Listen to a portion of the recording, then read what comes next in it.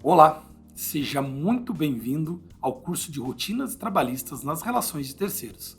Esse curso é oferecido pela Executiva Outsourcing, a maior empresa de gestão de terceiros do Brasil. Eu sou o Thiago Quadra, gerente de gestão de pessoas, estarei com vocês aqui durante esses 12 meses. Nesta primeira aula, vamos abordar os tipos de contrato.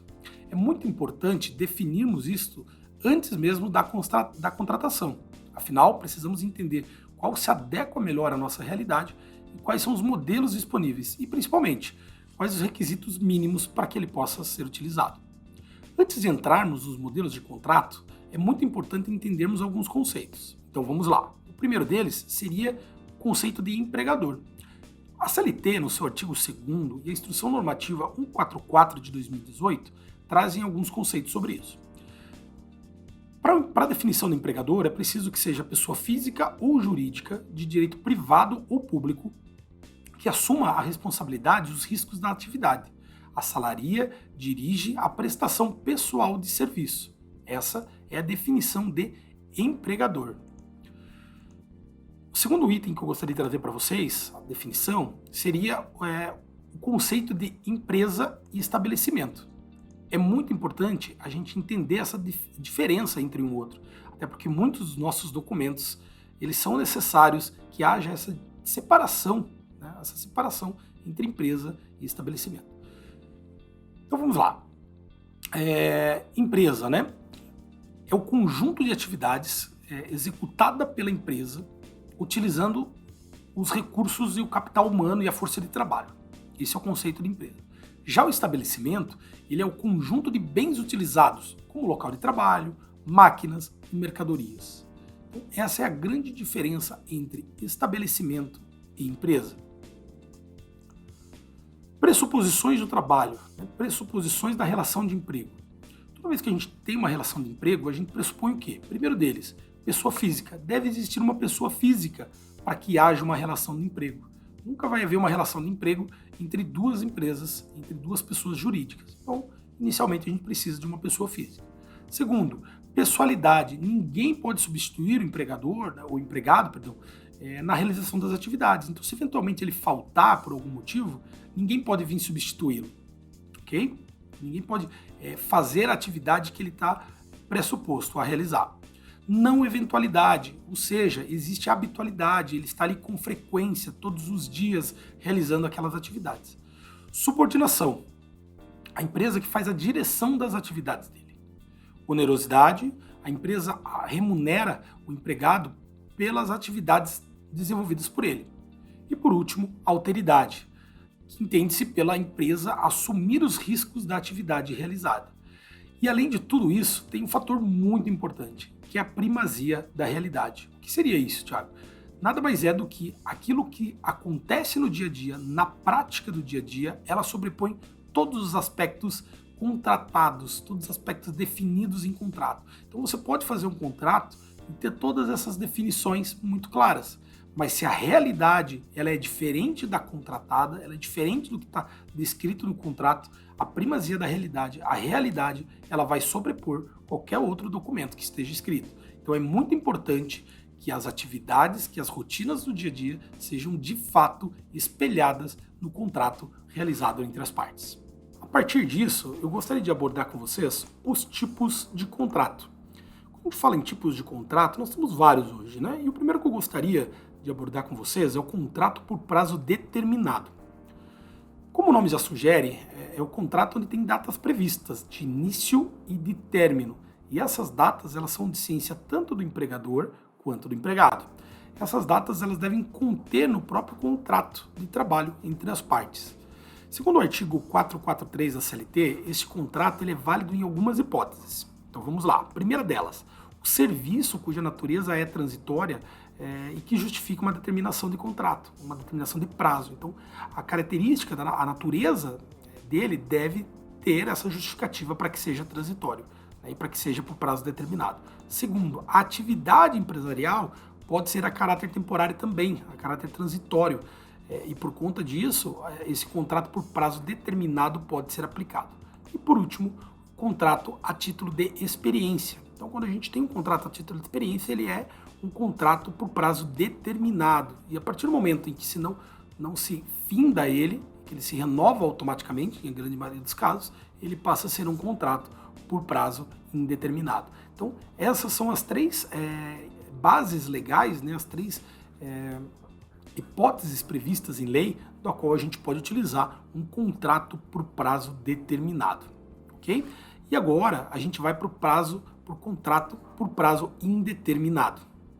Ao término do contrato de experiência, né, contrato por prazo determinado, e se renovado, seja ele automaticamente ou não, ele passa a ser um contrato por prazo indeterminado. Este modelo é o modelo mais comum utilizado hoje. Nele se define apenas a data de início das atividades. E a rescisão ela pode ocorrer a qualquer momento, desde que ocorra o aviso prévio, né, de desligamento ou de rescisão. E esse pode ser tanto por parte do empregado quanto por parte do empregador. Ambos podem romper o contrato a qualquer momento. Okay? Uma vez que isso aconteça, esse aviso definido, e a gente vai ver lá em alguns módulos lá na frente, que a gente vai falar das rescisões, a gente vai entrar para entender um pouquinho de como é feito esse aviso, de quais são os embasamentos e quais os prazos definidos por ele, mas de maneira geral, a gente considera-se em torno de 30 dias, um pouquinho mais de acordo com os tempos de casa. Isso pode ser, como comentei há pouco, ambas as partes, seja por parte do empregado ou do empregador. E os direitos legais desses dois contratos por prazo determinado e indeterminado, em caso rescisório, a gente também vai abordar nos módulos lá na frente, ok? Contratação de eventual. O trabalho eventual ele é utilizado apenas para suprir demandas imprevistas e inesperadas. Ele não pode ser, hipótese alguma, existir frequência dessa prestação de serviço. Nesse modelo, o trabalhador exerce a sua atividade de maneira esporádica e a curto prazo. Modelo muito utilizado em bares e restaurantes, de maneira geral. Né? A gente conhece como os freelancers em alguns casos. Esse modelo ele não há uma relação direta de trabalho, ou seja, ele não é considerado empregado da contratante. Afinal, ele tem um período curto, né? A definição de empregado, inclusive no artigo 3º da CLT, ele traz que precisa não ser eventual. Então, uma vez que ele não é eventual, ele deixa de ser, ele passa a ter relação de trabalho. Uma vez que ele é eventual, ele não tem uma relação de trabalho. Contratação de intermitente. O artigo 443, em seu inciso 3º da CLT, ele define um pouquinho sobre esse modelo. Esse contrato ele é definido principalmente pela prestação de serviço com subordinação, ele não é contínuo e ele existe alternância entre os períodos laborais de atividade, prestação de serviço, e os períodos de inatividade. Quais são as premissas para que esse contrato seja válido legalmente? Né? Primeiro deles, ele deve existir um contrato por escrito, um contrato formal e por escrito, ele não pode ser tácito.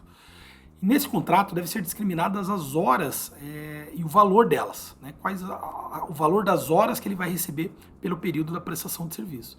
Muita atenção, o valor da hora não deve ser inferior ao salário mínimo ou o salário equivalente de alguém que ocupe a mesma posição desse colaborador. Tá? Também para sua legalidade, ele deve se admitir recusa, ou seja, quando convocado, o colaborador pode não aceitar. E essa convocação ela deve sempre ser prévia, com 3 dias de antecedência. Para a convocação, para que ele seja válido, ele não pode ter as definições de datas no contrato e não pode ser prévio, no sentido de mais que 3 dias. Eu não posso ter um contrato intermitente dizendo, daqui 6 meses você deve retornar aqui para fazer a atividade. Isso não pode acontecer. Isso não pode descaracterizar o intermitente. Ele precisa ser esse aviso prévio com 3 dias. Então ele não tem isso definido os retornos dele. Okay? Durante o período da prestação de serviço e que há inatividade, então ele deixa de prestar serviço durante um determinado período para que retorne posteriormente, esse tempo ele não é considerado tempo à disposição. Então dessa forma não há nenhuma remuneração a ser paga durante esse período. E ao final do período, sempre quando ele faz a atividade, deve ocorrer o pagamento e o comprovante com as devidas descrições de todo o período que teve, de todo o período laborado. Então, se ele teve um período ali de 3 meses que ele atuou diretamente, um mês, 2 meses, 15 dias, 10 dias, ele deve receber ao final desse período. Entra em período depois de inatividade e pode ser convocado novamente. Ao final desse período, fecha-se novamente a remuneração e faz os pagamentos sobre o período laborado. Agora nós vamos falar de terceirização de mão de obra. Esse tema, ao longo da história, a gente teve uma evolução gigantesca nesses aspectos, né? Principalmente nesse modelo de contratação. A mais recente alteração aconteceu por meio da Lei 13.467 de 2017. O que ela traz de diferente, né? Ela decide que é lícita toda e qualquer terceirização de qualquer atividade da empresa. Então, esta, antes não podendo ser para a sua atividade principal, para a sua atividade fim. Hoje ela permite que qualquer atividade da sua empresa seja terceirizada. Mas isso não quer dizer, lógico, né, que não tem alguns aspectos legais que você deve seguir. Vamos para eles então. Então, o primeiro deles, né, nesse modelo, a prestadora de serviço, né, a empresa contratada, ela que dirige o trabalho.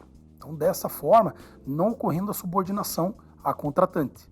Ela que dirige as atividades, ela que orienta os colaboradores dentro do ambiente, dentro das atividades contratadas pela contratante para a sua entrega final, ok? Então, ela que faz a direção dessa atividade, ela faz a direção do trabalho.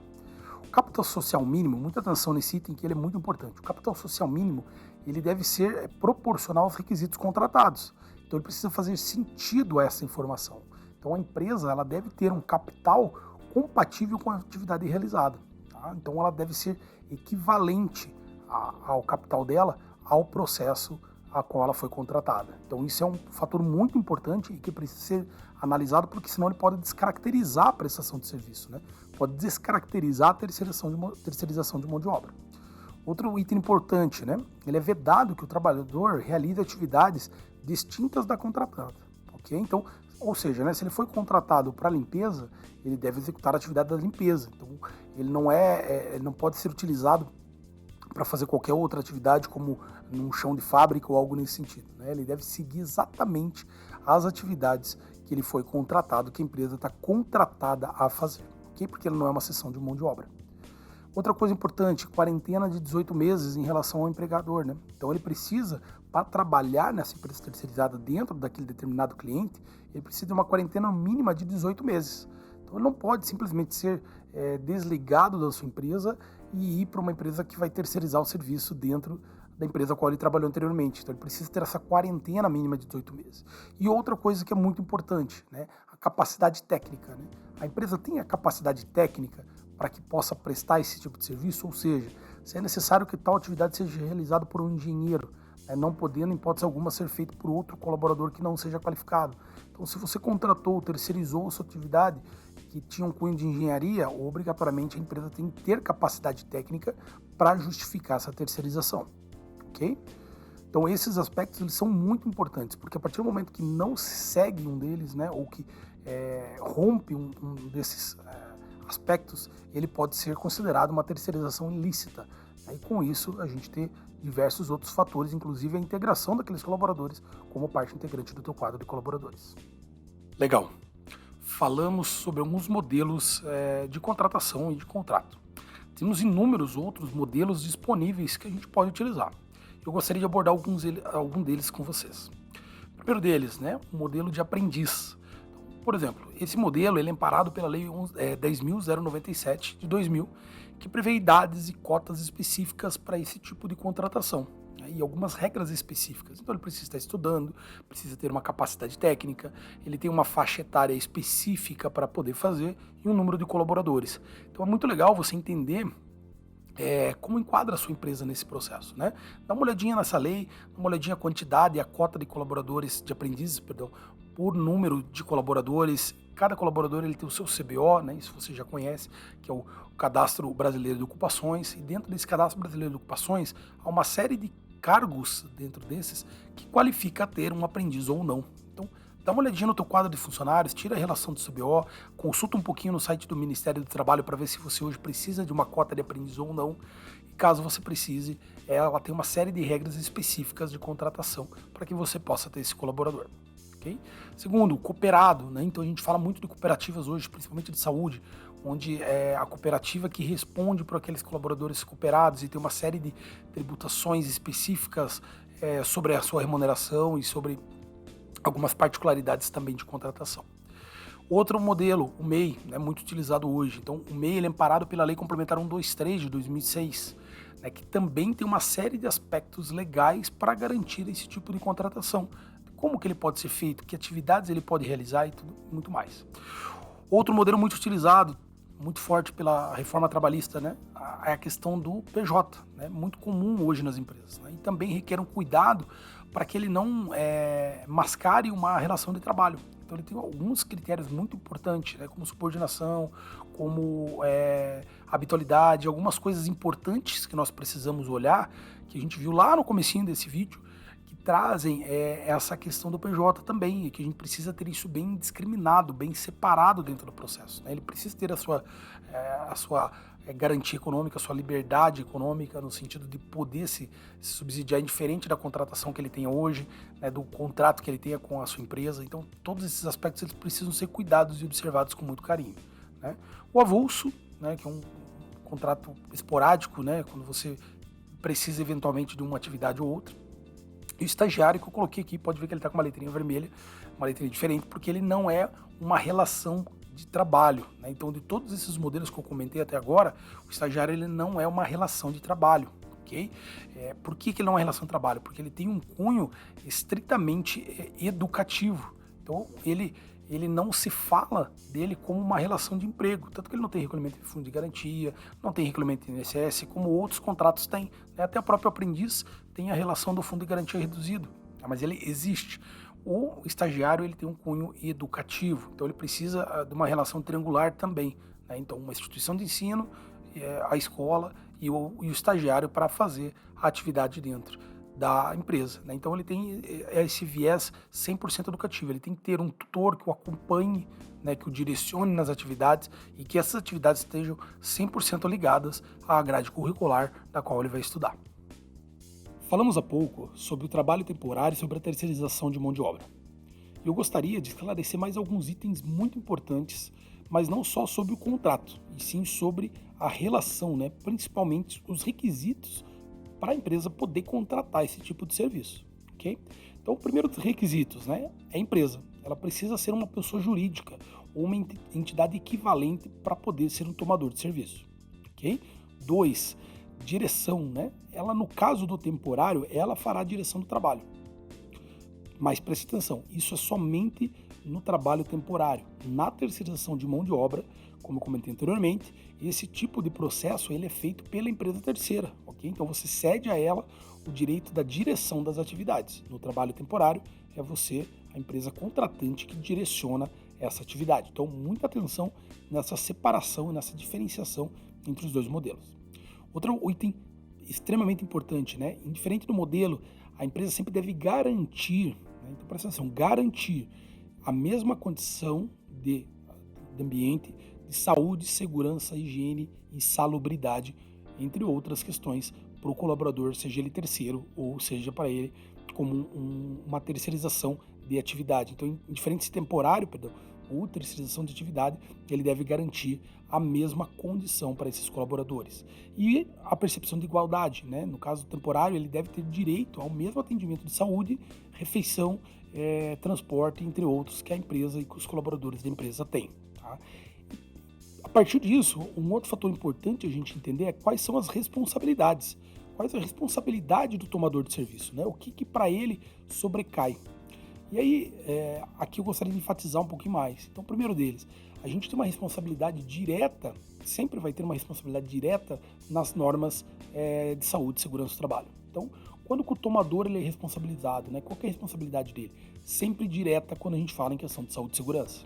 Okay? Isso chega a ser, inclusive, diferente da postura da empresa terceira nesse sentido, né? Então, ela é fiscalizada de uma forma diferente do quando é uma tomadora de serviço. Então, a tomadora, ela é direta, ela tem que garantir para aquele colaborador a saúde e a segurança. Então, por isso que as questões de SESMIT são tão importantes e tão relevantes nessa regularização, né? Nesse contrato legal de terceirização, de temporário ou terceirização de mão de obra. Inclusive, a Lei 6.019, ela traz exatamente isso, né? Que a empresa tomadora de serviço deve garantir, deve fiscalizar a empresa contratada, se ela atende esses requisitos, né? Se ela está olhando para essas questões de saúde e segurança do colaborador. E a partir do momento que ela está lá dentro, ela tem que garantir que isso seja cumprido e seja de fato efetivo, toda aquela ação junto aos colaboradores terceiros ou temporários. Okay? Então ela é responsabilidade direta quanto a isso. Ela tem, segundo item, né, quanto que ela é responsável subsidiária, quanto às obrigações trabalhistas. Então todas as obrigações trabalhistas dessa empresa terceira, ela é subsidiária. Então em algum momento, em algum passivo pelo qual a empresa não consiga garantir esses pagamentos, ela vai ser acionada da mesma maneira e ela é responsável subsidiariamente por todos esses pagamentos de viés trabalhistas, ok? E terceiro, em caso de uma contratação fraudulenta, né, uma percepção de irregularidade, uma contratação uma terceirização irregular, onde ela é descaracterizada, a partir do momento que ela descaracteriza a terceirização, a responsabilidade da empresa terceira, da tomadora, ela acaba se tornando o real empregador. Ela cria uma relação direta de emprego. Então ela acaba sendo uma terceirização ilícita, ou seja, todos aqueles colaboradores que estão lá dentro do seu ambiente de trabalho prestando serviço para você e de maneira ilícita, eles são considerados pelo Justiça do Trabalho, né, ou pelos órgãos fiscalizadores como um colaborador seu. Então você é responsabilizado por contratação, além da terceirização ilícita, né, a questão de que o trabalhador sem vínculo, porque ele está trabalhando lá, ele não tem um vínculo contigo. E diretamente ele vai ter um vínculo com a tua empresa. Então presta atenção, as responsabilidades, elas são muito importantes para a tomadora, né? Então a tomadora, ela não pode somente terceirizar e não controlar, não assegurar e não garantir que todas essas regras que a gente falou agora estão sendo cumpridas. Então quando a gente traz a questão da reforma trabalhista, que libera essa terceirização de maneira maior, né? Muitas vezes a gente tem a percepção de que ela vem para denegrir, né? E para deixar de maneira vulnerável a relação de trabalho com o terceiro, mas isso é justamente ao contrário. Né? Ela permite que faça isso, mas ela traz uma responsabilidade muito grande, muito maior sobre a empresa que está tomando esse serviço, que está usufruindo desse serviço, do que a empresa que está fornecendo esse serviço. Então até o peso e responsabilidades são diferentes. Então, se você contrata uma mão de obra, se você terceiriza uma atividade, preste muita atenção, você é totalmente responsável por essa contratação. Direta, como comentei anteriormente, em caso de saúde e segurança, subsidiária pelas relações trabalhistas e, eventualmente, direta por uma terceirização ilícita, a qual aqueles colaboradores farão parte do seu quadro de colaboradores. Nossa aula de hoje chegou ao fim. Durante essa aula, tivemos a oportunidade de conhecer um pouquinho dos modelos de contrato e as formas de contratação. Fique atento ao seu e-mail, você vai receber um link para validar o seu conhecimento. Isso é muito importante para nós, ok? Também gostaria de informá-los que no próximo aula nós vamos falar sobre processo admissional. Então, vamos falar de toda a documentação necessária para que a gente consiga fazer a admissão do colaborador e quais os eventos, de que forma isso tudo vai funcionar dentro do E-Social. Agradeço imensamente a participação, desejo a todos muito sucesso e falamos em breve.